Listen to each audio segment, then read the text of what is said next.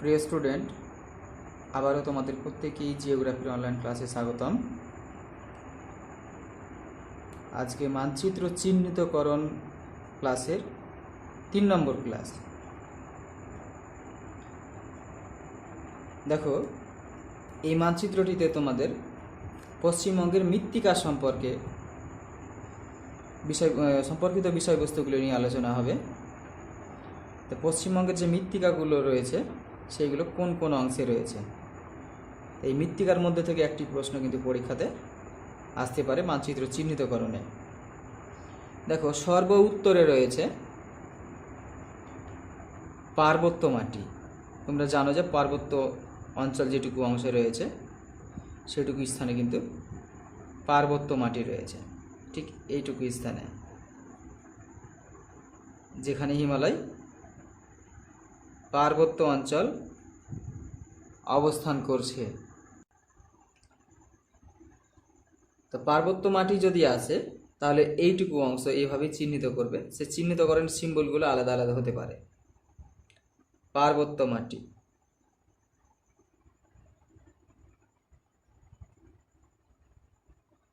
এক নম্বর দিয়ে যদি আসে তাহলে 1 নম্বরে লিখবে, যে নম্বরে থাকবে সেই নম্বর দিবে কিন্তু। তারপরেই দেখো, তার দক্ষিণে রয়েছে, তার দক্ষিণাংশে যেখানে তরাই ও ডুয়ার্স অঞ্চল রয়েছে, এই তরাই ও ডুয়ার্স অঞ্চলে রয়েছে এটুকু স্থানে তরাই অঞ্চলের মাটি রয়েছে। তরাই অঞ্চলের মাটি, এই তরাই অঞ্চলের মাটি তোমরা তরাই মৃত্তিকাও লিখতে পারো বা তরাই অঞ্চলের মৃত্তিকাও লিখতে পারো।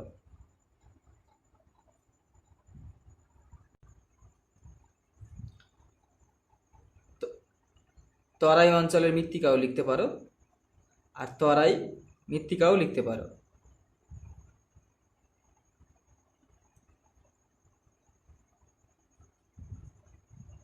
স্যাঁতস্যাঁতে জলমগ্ন ভূমি দেখা যায় এই সমস্ত অংশে, এইটুকু অংশে। তরাই কথাটির অর্থই কিন্তু হলো স্যাঁতস্যাঁতে জলাভূমি।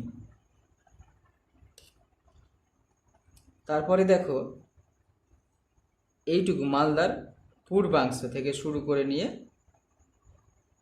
কিছুটা অংশ বা অর্ধেকটুকু অংশ এই দক্ষিণ 24 পরগনা জেলার এইটুকু স্থানে দেখা যায় লাল মাটি।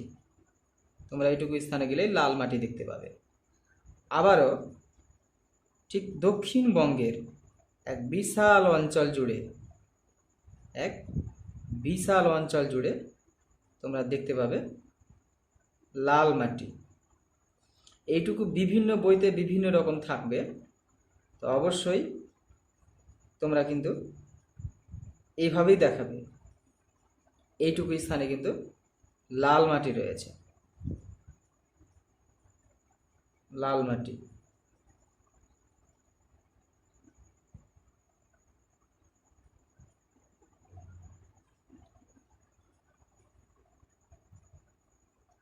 বিভিন্ন বইতে কিন্তু বিভিন্ন রকম রয়েছে, ওখানে কিছু কিছু ভুল রয়েছে।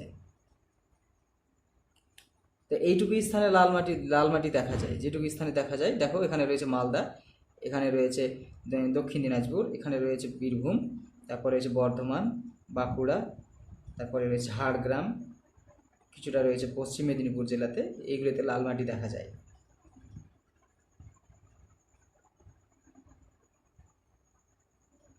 লাল মাটি যদি আসে তাহলে অবশ্যই এইটুকু পয়েন্ট করে দেখাতে হবে।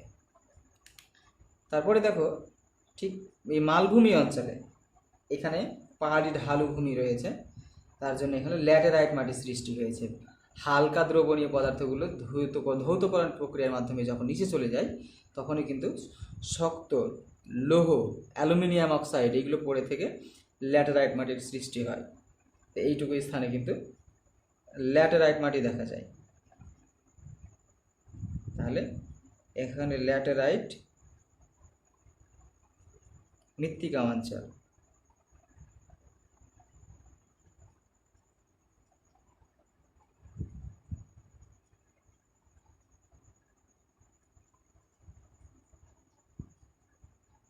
এইটুকুতে দেখাবে।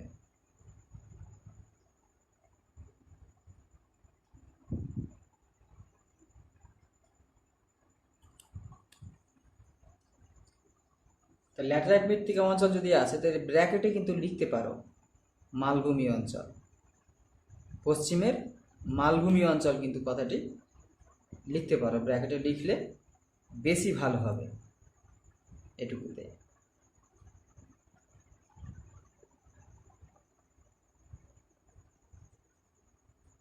পশ্চিমের মালভূমি অঞ্চল।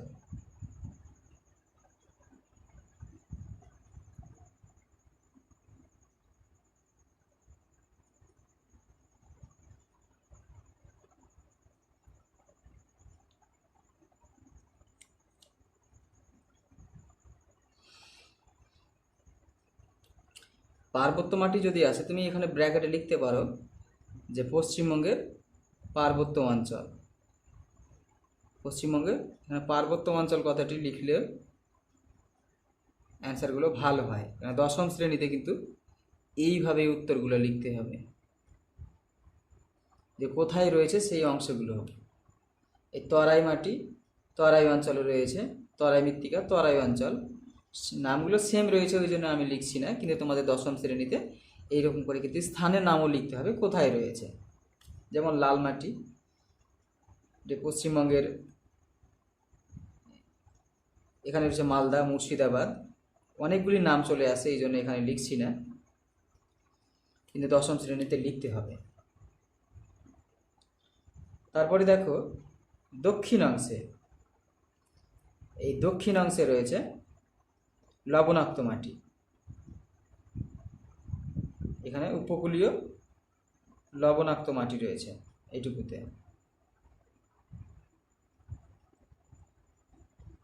এটুকুতে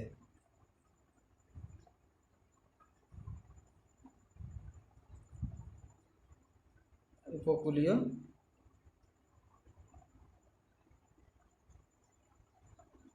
লবণাক্ত মাটি।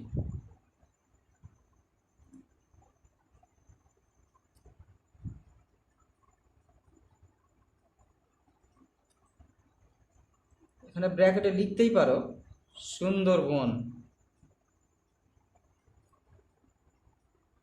তাহলে উত্তরগুলো একদম পুরোপুরিভাবে সঠিক হয়।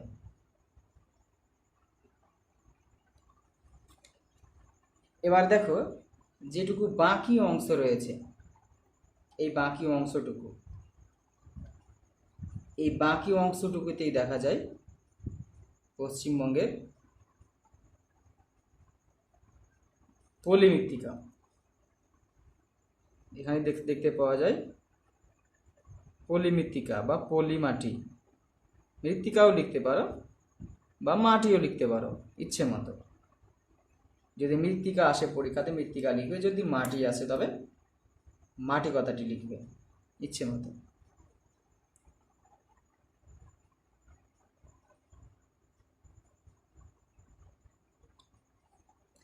পশ্চিমবঙ্গের বেশিরভাগ জুড়ে রয়েছে কিন্তু পলি মাটি বা পলি মৃত্তিকা অঞ্চল। তো দেখো এটুকুর ভিতরে যে কোনো একটি কিন্তু অবশ্যই পরীক্ষাতে তোমাদের আসতে পারে। সুন্দরবন অঞ্চলের মাটি বা উপকূলীয় অঞ্চলের মাটি, ল্যাটেরাইট মাটি, লাল মাটি, পলি মাটি, তরাই অঞ্চলের মাটি আর পার্বত্য অঞ্চলের মাটি। তো এইটুকুর ভিতরে যে কোনো একটি কিন্তু তোমাদের ফাইনাল পরীক্ষাতে কিন্তু আসবে।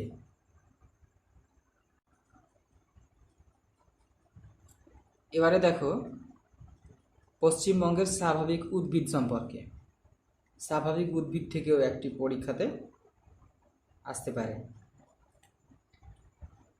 তো পশ্চিমবঙ্গের স্বাভাবিক উদ্ভিদের বন্টন কোথায় কী রকম রয়েছে দেখো। তো পার্বত্য উদ্ভিদ আসতে পারে পরীক্ষাতে, যেখানে পার্বত্য জলবায়ু দেখলে এই পার্বত্য জলবায়ুতেই কিন্তু পার্বত্য উদ্ভিদ রয়েছে। তো পার্বত্য উদ্ভিদগুলি মোটামুটিভাবে শঙ্কু আকৃতির হয়, এই জন্যে শঙ্কু আকৃতির করে চিহ্নগুলো আমি অঙ্কন করছি। শঙ্কু আকৃতির হয় সরলবর্গীয় বৃক্ষের বনভূমিগুলো বা বৃক্ষগুলি, তার জন্যে এই শঙ্কুর মতো করে আমি অঙ্কন করছি। তো উত্তরের অংশে রয়েছে যেখানে হিমালয় পার্বত্য অঞ্চল, যে দার্জিলিং, কালিম্পং আর উত্তর জলপাইগুড়ি জেলার উত্তরাংশ। এখানে দেখতে পাওয়া যায় পার্বত্য উদ্ভিদ।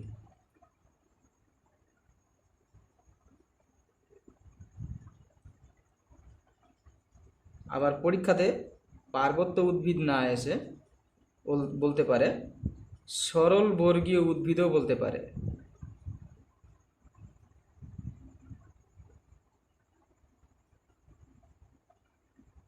সরল বর্গীয় উদ্ভিদ। দেখো তার দক্ষিণেই বৃষ্টিপাতের পরিমাণ বেশি হয়, যেখানে ওই তরাই অঞ্চলটি দেখলে, এই তরাই অঞ্চলে বৃষ্টিপাতের পরিমাণ বেশি হয়। এই জন্য এখানে ঘন চিরসবুজ অরণ্য জন্মলাভ করেছে। ঘন চিরসবুজ অরণ্য জন্মলাভ করেছে। ঘন চিরসবুজ অরণ্যগুলো মোটামুটিভাবে যেমন হয় তেমন করে ছবি অঙ্কন করলেই হবে। তো ছবি যে এইভাবে গাছের আকৃতি অঙ্কন করতেই হবে তার কোনো মানে নেই। তোমরা যে কোনো সিম্বল ব্যবহার কিন্তু করতে পারো, যে কোনো সিম্বল তোমরা ব্যবহার করতে পারো।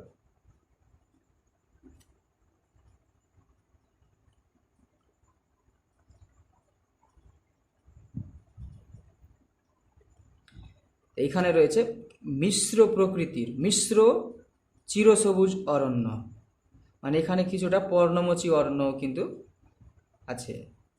এই জন্য বলা হয় মিশ্র চিরসবুজ অরণ্য বা চিরহরিত অরণ্য।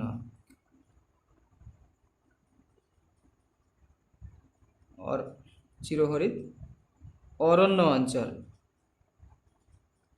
অঞ্চল, ব্র্যাকেটে তরাই অঞ্চল কথাটি লিখে দিলে ভালো হয়। তরাই অঞ্চল, তরাই অঞ্চলেই দেখতে পাওয়া যায়। তারপরে দেখো পশ্চিমের মালভূমি অঞ্চল, যে পশ্চিমের মালভূমি অঞ্চল জুড়ে রয়েছে, যেখানে বৃষ্টিপাতের পরিমাণ কিছুটা কম রয়েছে। এইটুকু স্থানে দেখতে পাওয়া যায় কিছুটা খড় প্রাকৃতিক গাছগুলো, যে শুষ্ক পর্ণমোচী অরণ্য। শুষ্ক পর্ণমোচী, যেখানে বৃষ্টিপাতের পরিমাণ আমাদের পশ্চিমবঙ্গে 150 সেন্টিমিটারের কাছাকাছি বা তার কম, এখানে কিন্তু শুষ্ক পর্ণমোচী অরণ্যগুলো দেখতে পাওয়া যায়। শুষ্ক পর্ণমোচী অরণ্য এইটুকু স্থানে দেখতে পাওয়া যায় পশ্চিমের মালভূমি অঞ্চলের লাগোয়া।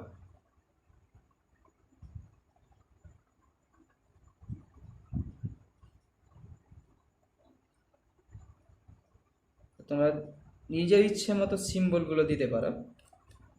এটুকু স্থানে শুষ্ক পর্ণমোচী অরণ্য।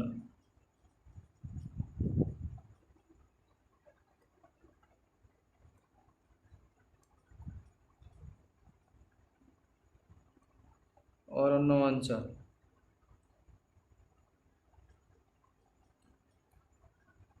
ব্র্যাকেটে লিখতে পারো পশ্চিমবঙ্গের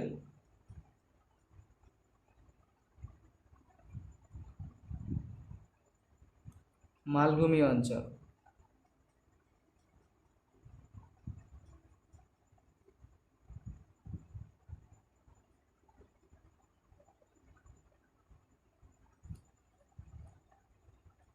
তারপরে দেখো একেবারে দক্ষিণ দিকে যেখানে রয়েছে সুন্দরবন।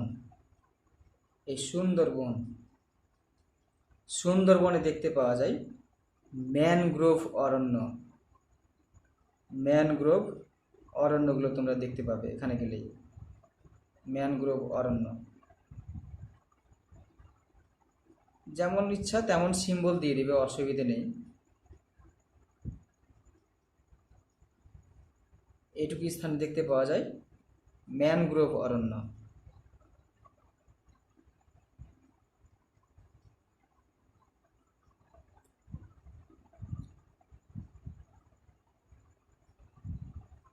অরণ্য অঞ্চল, ব্র্যাকেটে লিখবে সুন্দরবন, সুন্দরবন কথাটি লিখবে। দেখো এইটুকু বাদে পুরো অংশ জুড়ে রয়েছে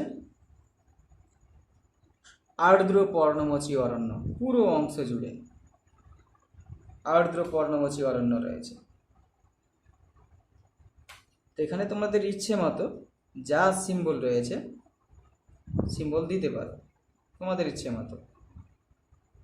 এখানে দেখতে পাওয়া যায় আর্দ্র পর্ণমোচী অরণ্য অঞ্চল।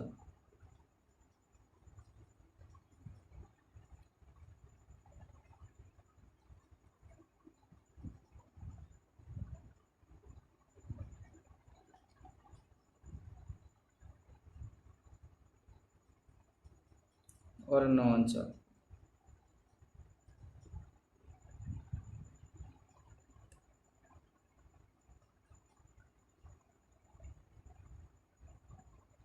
এইগুলোর ভিতরে যে কোনো কিন্তু একটি পরীক্ষাতে আসার সম্ভাবনা রয়েছে। তোমরা এইগুলো বাড়িতে প্র্যাকটিস করবে নিজে থেকেই পশ্চিমবঙ্গের ম্যাপ কিনে, তাহলেই কিন্তু পরীক্ষা হলে সরাসরি গিয়ে পরিষ্কার স্বচ্ছভাবে অঙ্কন করতে পারবে।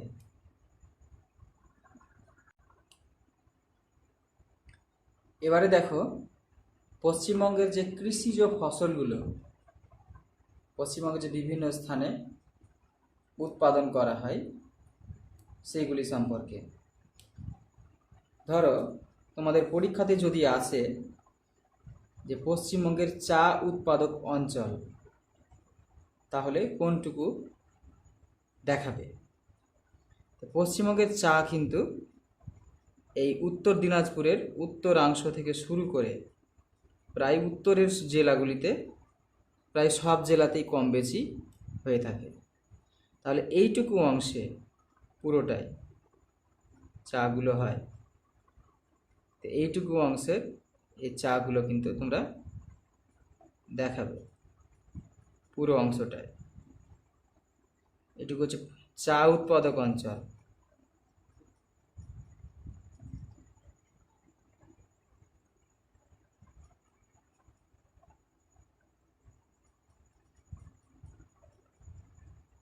চা উৎপাদক অঞ্চল।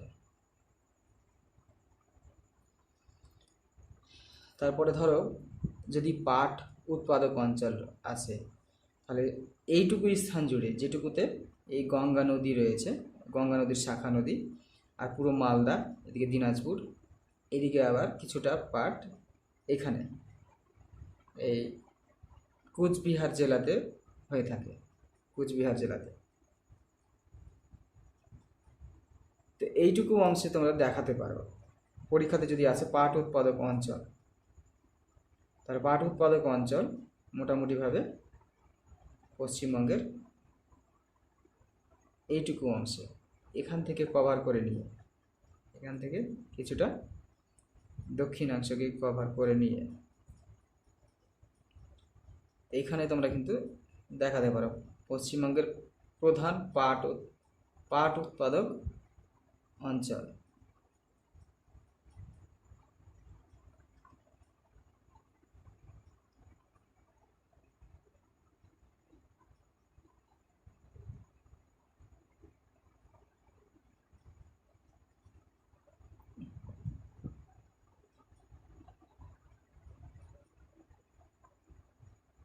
এইটুকু অংশকে তোমরা দেখাতে পারো। এইটুকু অংশ কমন অংশ, এখানে পাটও হয় আর পাশাপাশি চায়েরও চাষ হয়। আরও একটা ফসল রয়েছে ধান, কিন্তু ধান পশ্চিমবঙ্গের সর্বত্রই কম বেশি জন্মায়, সব জেলাতেই। এই জন্য ধান কিন্তু পরীক্ষাতে না আসার সম্ভাবনা কিন্তু খুবই কম, বা না আসার সম্ভাবনাই বেশি। সর্বত্রই চাষ হয়, কেবলমাত্র উত্তরের এইটুকু জেলা বাদে, উত্তরের ওই যেটুকুতে পার্বত্য ভূমি রয়েছে সেটুকু অংশ বাদে সর্বত্রই ধানের চাষ হয়ে থাকে। এছাড়া এই কৃষিজ ফসলের উপর থেকে যে সমস্ত প্রশ্নগুলো আসবে, যেমন বর্ধমান জেলার, তোমরা জানো যে বর্ধমান জেলাকে বলা হয় বর্ধমানকে বলা হয় ধান্য ভাণ্ডার বা ধানের গোলা বলা হয়। তো পশ্চিমবঙ্গে যদি ধানের গোলা কথাটি আসে, তখন কিন্তু অবশ্যই এই জায়গাটাতে পয়েন্টের উপরে দেখাতে হবে পশ্চিমবঙ্গের ধানের গোলা দিয়ে লিখতে হবে বর্ধমান, বর্ধমান।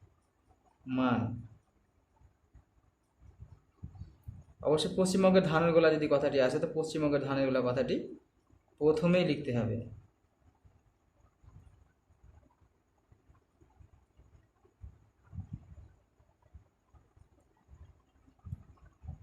গোলা। আর এই বর্ধমানটাকে লিখতে হবে ব্র্যাকেটের ভিতরে। তারপরে পশ্চিমবঙ্গের ধান গবেষণা কেন্দ্র, তোমরা পশ্চিমবঙ্গের ধান গবেষণা কেন্দ্র চুঁচুড়া রয়েছে, হুগলি জেলার চুঁচুড়ায় স্থানটি কিন্তু এইখানে রয়েছে, চুঁচুড়া নামক স্থানটি এখানে। এই কথাটি কিন্তু পরীক্ষাতে আসতে পারে, ধান গবেষণাগার।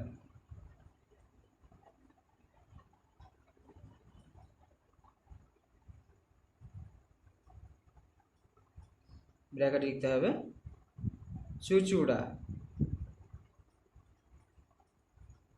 চুঁচুড়া কথাটি লিখবে। তারপরে দেখো পশ্চিমবঙ্গের পাট গবেষণাগার, এই কথাটি পরীক্ষাতে আসতে পারে, ব্যারাকপুরে রয়েছে। পশ্চিমবঙ্গের পাট গবেষণাগার কথাটি উত্তর চব্বিশ পরগনার ব্যারাকপুরে রয়েছে। এই ব্যারাকপুর স্থানটি কিন্তু ঠিক এখানে রয়েছে, কলকাতার পাশে ব্যারাকপুর। তো আসতে পারে পাট গবেষণাগার।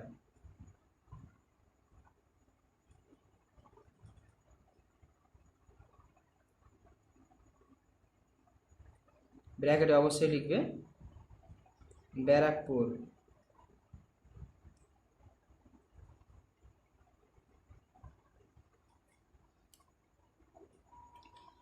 এছাড়াও পশ্চিমবঙ্গের টি বোর্ড গঠিত হয়েছে কলকাতাতে, বা যাকে বলা হয় চা পরিষদ।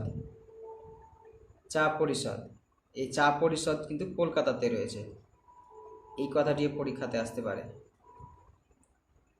টি বোর্ড বা চা পরিষদ, চা পরিষদ।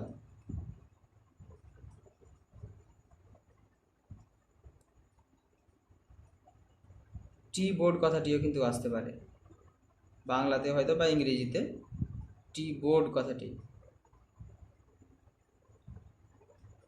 এটা কলকাতা, অবশ্যই কথাটি লিখবে।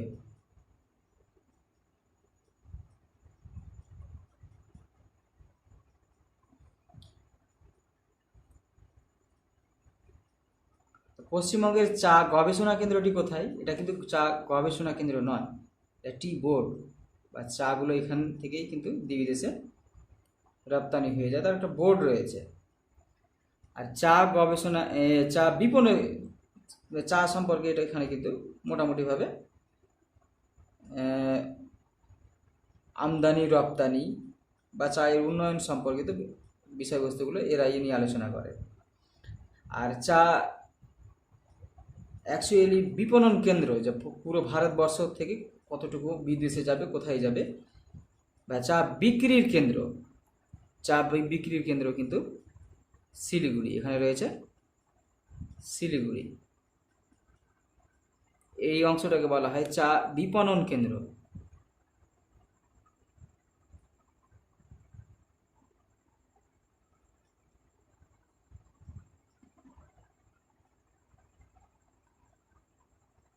শিলিগুড়ি।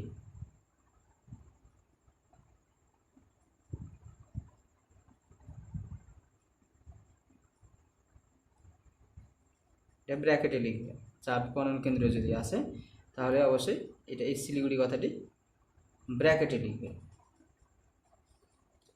এই নম্বরগুলো তোমরা কিন্তু দিতে ভুলবে না, জয় নম্বরে থাকবে এই নম্বরগুলো কিন্তু তোমরা অবশ্যই দিতে থাকবে।